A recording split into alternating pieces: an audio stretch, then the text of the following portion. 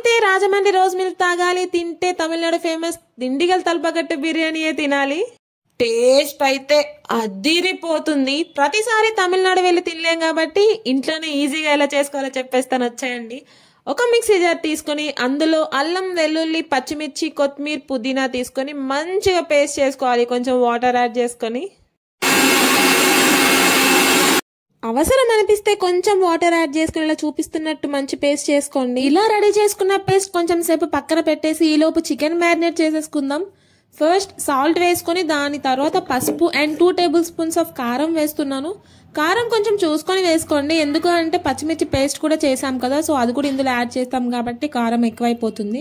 కారంతో పాటు 1 table spoon అల్లం వెల్లుల్లి పేస్ట్ అండ్ ముందే రెడీ చేసి పెట్టుకున్న గ్రీన్ పేస్ట్ ఉంది కదా, దాన్ని కూడా వేసేసి మంచిగా కలుపుకోండి. పీసెస్ అన్నిటికీ మంచిగా మ్యారినేషన్ అంతా పట్టాలి. మనం వేసుకున్న మసాలాస్ అన్ని పీసెస్ కి పట్టేలాగా కలుపుకున్న తర్వాత దాన్ని కొంచెం సైడ్ ఉంచేసేయండి, ఒక half an hour to 1 hour. మీకు టైం లేదు అంటే వెంటనే చేసుకోవచ్చు, కానీ ఇలా హాఫ్ అన్ అవర్ వదిలేస్తే ఏంటి అంటే పీసెస్ అన్ని జ్యూసీగా అవుతాయి, టేస్టీగా కూడా ఉంటాయి, లోపల చప్పగా లేకుండా. ఒక హాఫ్ అన్ అవర్ మ్యారినేట్ అయిన తర్వాత 1 ఫుల్ స్పూన్ ధనియాల పౌడర్ వేస్తున్నాను అండ్ కొంచెం కసూరి మేతి. కసూరి మేతి బిర్యానీలో చాలా ఫ్లేవర్ ఇస్తుంది, కంపల్సరీ స్కిప్ చేసుకోకుండా వేసుకోండి, టేస్ట్ యాజ్ ఇట్ ఈస్ వస్తుంది. కసూరి మేతి, ధనియా పౌడర్ వేసిన తర్వాత ఇంకొక 10 మినిట్స్ వదిలేసాను. ఈ లోపు టైం వేస్ట్ చేయకుండా పుదీనా లీవ్స్ అన్ని తీసుకొని ఇలా మంచిగా వాష్ చేసుకుంటున్నాను. పుదీనా లీవ్స్ కొంచెం ఎక్కువ వాష్ చేయాలి, లేదు అంటే చిన్న చిన్న ఇసుక ఉండిపోతుంది లోపల, తినేటప్పుడు మంచిగా అనిపించదు.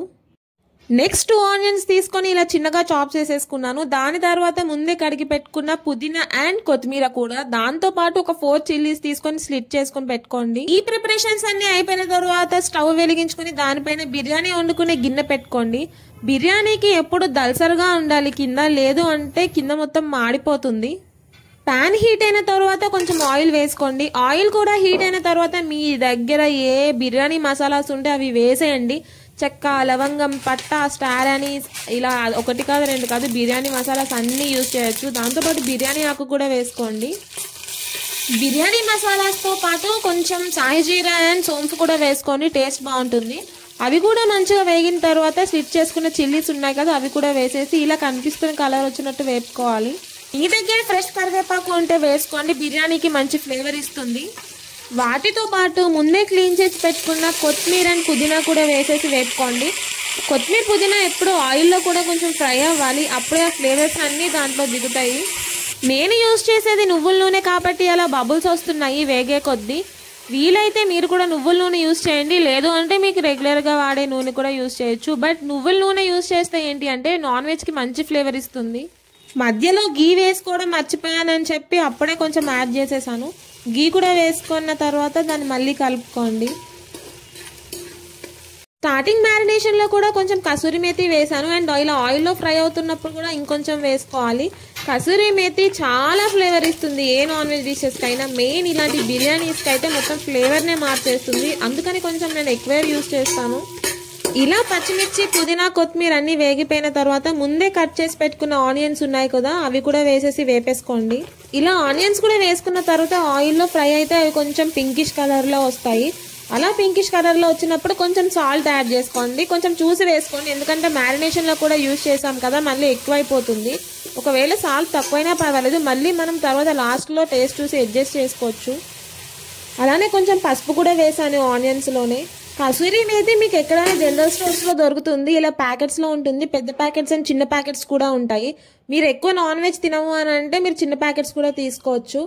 ఇలా వేసిన ఆనియన్స్ అన్ని బ్రౌనిష్ కలర్లో అయిపోవాలి. అవి మరీ మాడిపోయినంత వరకు ఉంచేసి నన్నైతే ఏమనకండి టేస్ట్ బాగాలేదని, నాకు అసలు సంబంధం ఏం లేదు. ఆనియన్స్ ఇలా కనిపిస్తున్నట్టు గోల్డెన్ బ్రౌనిష్ కలర్లో రావాలి, ఎక్కువ మాడిపోకూడదు, ఫ్లేవర్ అసలు బాగుండదు. మళ్ళీ అవి కూడా ఫ్రై అయిపోయిన తర్వాత ముందే మ్యారినేట్ చేసుకున్న చికెన్ ఉంది కదా, దాన్ని కూడా వేసేసుకోండి. వేసుకొని మళ్ళీ ఒకసారి మంచి మిక్స్ చేసుకోండి.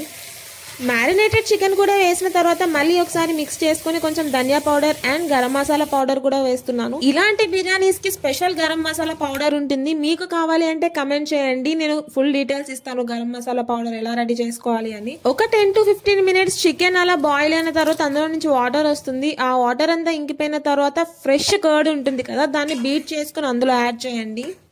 కర్డ్ వేస్తుంది, ఇన్ని కైండ్ ఆఫ్ మసాలా వేస్తుంది, టేస్ట్ బాగుంటుందని అస్సలు అనుకోవద్దు. టేస్ట్ అయితే చాలా బాగుంటుంది. ఒకసారి ట్రై చేసి నెక్స్ట్ చెప్పండి ఎలా ఉంది అని.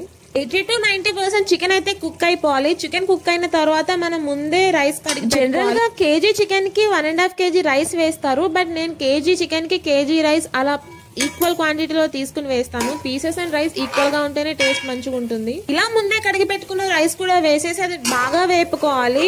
ఈ రైస్ అంతా క్రిస్పీగా అయిపోయేంత వరకు వేపుకోవాలి. దాని తర్వాత మీకు తగినంత వాటర్ వేసుకోండి. జనరల్ గా 1 glass కి 2 glasses ఆఫ్ వాటర్ వేస్తారు కదా, కానీ బిర్యానీకి 1 glass కి 1.5 glass వేసుకుంటే కొంచెం పొడి పొడిగా అవుతుంది, మెత్తగా అవ్వకుండా.